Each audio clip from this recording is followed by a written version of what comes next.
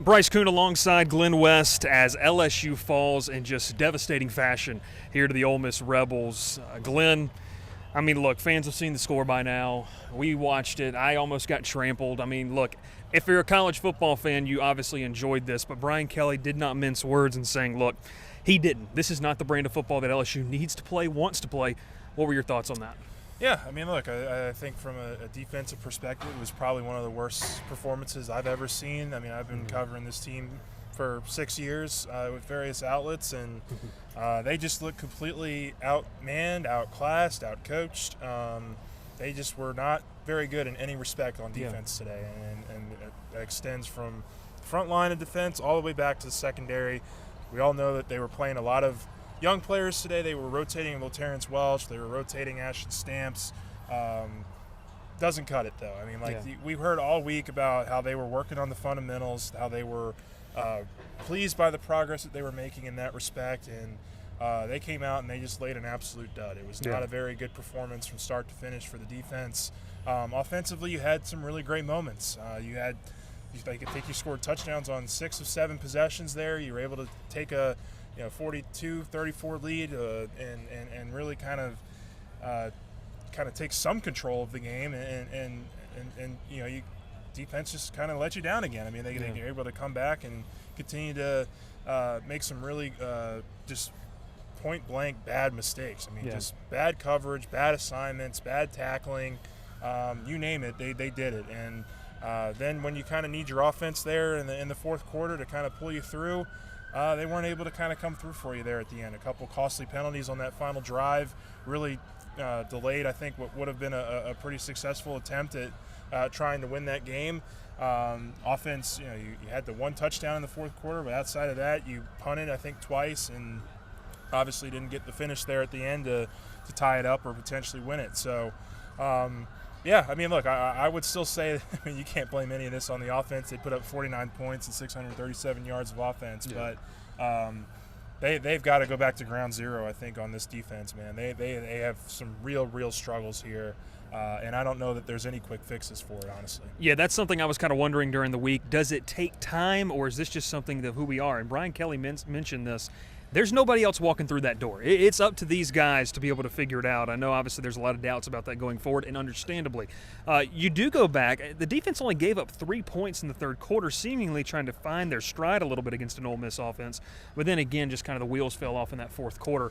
That was just a disappointing effort. Yeah, absolutely. I mean, by that time, they were rotating Terrence Welch in with Stamps, and Zy Alexander was a pretty consistent force in that fourth quarter for them. But those guys just didn't get it done. I mean, they gave up a lot of big plays. They missed tackles. The linebackers, I think, were not very good tonight. I was very curious as to why Whit Weeks didn't play until really the second half. I mean, he was really a no-show for most of the first half because it was pretty much Omar Speights / Greg Penn. And after the way that Whit Weeks had played the last couple of weeks, I didn't understand that at all. So I think it's personnel. I think it's scheme. I think it's, obviously coaching and developing these guys. But, it's also on these players to kind of make those plays. I think I was pretty astonished today when, Brian Kelly essentially after the game said that they were in the right places, but they were not making the plays. Yeah. I didn't understand that answer at all. I think probably going back and listening to it, Brian Kelly wouldn't agree with what he said tonight after the game. But they've got to start from the ground up on this thing. And like you said, there's nobody else walking through this door, and you really just got to hope that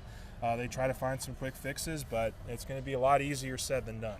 So we wrap it up here from Vaught Hemingway Stadium, a capacity crowd, and I think you got to give Ole Miss credit. Brian Kelly did say this. I do agree. There is a fine line in this game, the attention to detail, what you just mentioned, where Ole Miss could have been having to answer the same type of questions. So offensively, to me, you saw the game that you wanted to. Jaden Daniels is by far and away, to me, the best quarterback to lead this team, maybe the best quarterback in the SEC. I mean, you can't pin this on him at all.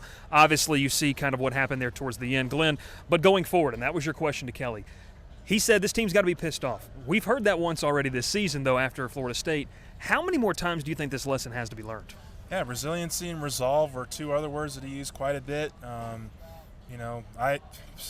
I don't know. I honestly don't have a good answer for that. I think probably the one thing that he said that the LSU has to be able to do is just come back and get back to work. I mean, I honestly short of just scratching everything and firing all the defensive coaches and telling guys to go away, not play anymore. I mean, like, I honestly don't know what the answer is here, because they only have what they have. And, you can take that back to what they did in the off season, is kind of underselling what they maybe had in some of these positions. But look, I think that I've been pretty consistent with this. They have to go back to ground zero now. I think you have a really just a group that's struggling mentally, physically, to keep up with some of these teams in the SEC, and I don't know that there's a quick fix for it, but you gotta at least just get back to work and hope that you can at least try to make some small steps here going forward. But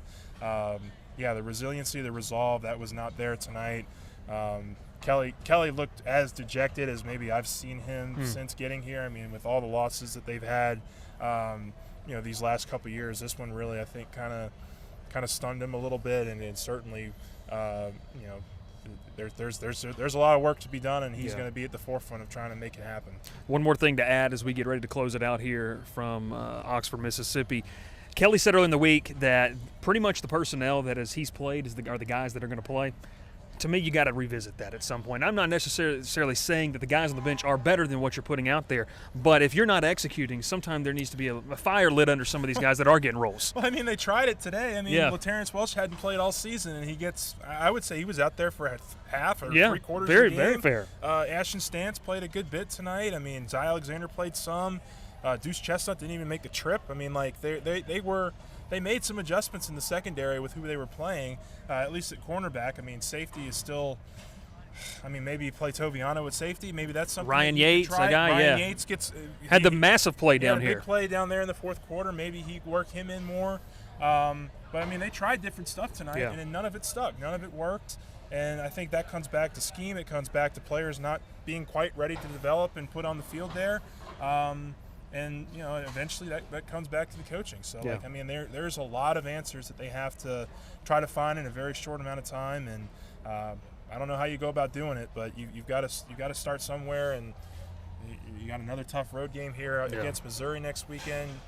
It's going to be tough. I would still expect probably LSU comes back and responds pretty well in that game, but you never know. And I think that there's just a lot of questions right now, and Brian Kelly's going to have to really rack his brain, and these coaches are going to have to rack their brains to try to find some answers. Yeah, you mentioned that on the road to Missouri next weekend, and then you face an Auburn team in Death Valley that showed today they're not necessarily a pushover. They can play up to the level of any competition, almost taking down Georgia. Glen West, Bryce Koon, disappointing loss here for the Tigers as they drop to Ole Miss in a high-scoring affair. Check us out on Go 24/7. We're going to have interviews with all the players and Brian Kelly up, what they said after a disappointing loss. We'll catch you next time here on the Go 24/7 YouTube channel.